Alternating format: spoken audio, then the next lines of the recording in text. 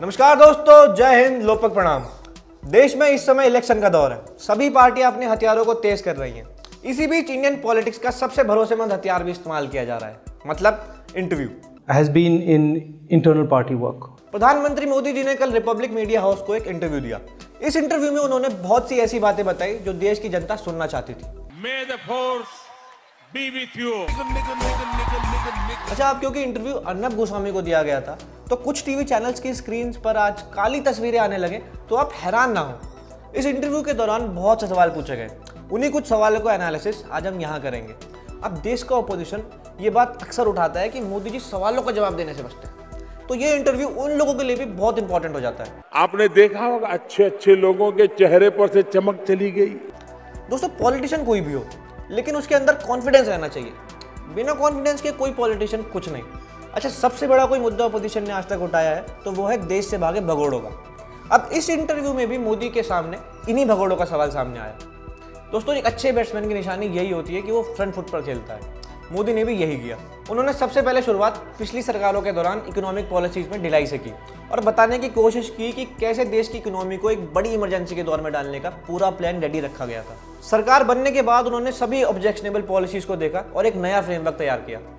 दोस्तों, इसका नतीजा ये हुआ कि सभी इकोनॉमिक ऑफेंडर्स एक के बाद एक देश छोड़कर भागने लगे। बकौल प्रधानमंत्री मोदी, ये लोग विदेशों में यही इंतजार कर रहे हैं कि कब ये सरकार गिरे और कब वो वापस आए।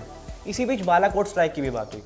उन्होंने बताया कि एक प्राइम मिनिस्टर का काम होता है कि ऐसे बड़े इंसिडेंट के बाद कैसे मुंह तोड़ जवाब आतंकवादियों को दिया जाए। मोदी ने विपक्ष को टारगेट करते हुए बोला कि जब अभिनंदन का केस हुआ था तब देश के अपोजिशन को एक सुर में वेल डन अभिनंदन बोलना चाहिए था, लेकिन वो इस देश की गवर्नमेंट को ही टारगेट करने में जुट गए। मोदी ने कहा कि इस देश में कुछ लोगों की आदत ये हो चुकी है कि पाकिस्तान का पीएम जो भी बोल दे उनके लिए पत्थर की लकीर हो जाती है, लेकिन इंडियन साइड से कोई भी लीडर कुछ भी बोले वो मानने को तैयार नहीं होते। अपने इंटरव्यू के दौरान प्राइम मिनिस्टर मोदी ने बोला कि एम्प्लॉयमेंट, एजुकेशन, सिक्योरिटी, इन टॉपिक्स पर उनकी सरकार हमेशा बात करती है, लेकिन दिक्कत वहाँ आती है जब छोटे पॉलिटिकल गेन्स के लिए देश की आर्मी पर ही उंगली उठाई जाती है। दोस्तों, 2019 में भाजपा की सीटों को लेकर किए हुए सवाल पे मोदी जी ने बोला कि एनडीए 300 से ज़्यादा सीट्स लेकर सरकार बनाएगी। उन्होंने तो ये प्रॉमिस भी किया कि पिछली बार से ज़्यादा सीट इस बार आएंगी। यहाँ प्राइम मिनिस्टर मोदी का ये कॉन्फिडेंस देखने लायक है। दूसरी तरफ ये सो कॉल्ड महागठबंधन, या यूं कहें कि ये ग्रैंड कोalition बन रहा है, वो कहीं ना कहीं अपोजिशन के हिले हुए कॉन्फिडेंस का प्रूफ है। राना से लाना तुम्हारे बस की बात नहीं।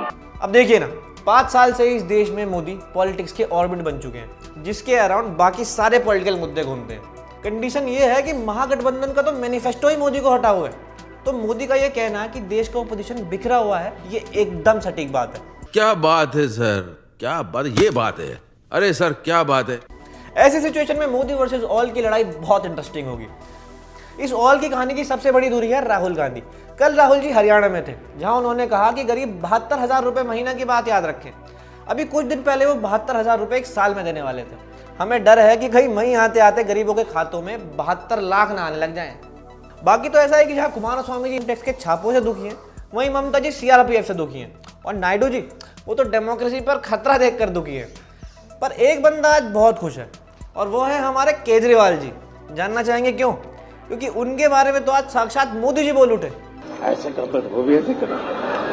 खैर, जो भी हो, लेकिन 23 मई को हिस्टोरिकल रिजल्ट्स आने वाले हैं। जी नहीं, हम यहाँ किसी पार्टी की जीत या हार का स्पेकुलेशन नहीं कर रहे। हम यहाँ बस उस सिचुएशन की बात कर रहे हैं जो इस देश में 5 साल से बनी हुई है। बहरहाल 11 अप्रैल से पॉलिटिक्स की रेस शुरू हो जाएगी। लोपक आपसे रिक्वेस्ट करता है कि इस इलेक्शन वोट डालने जरूर जाएं।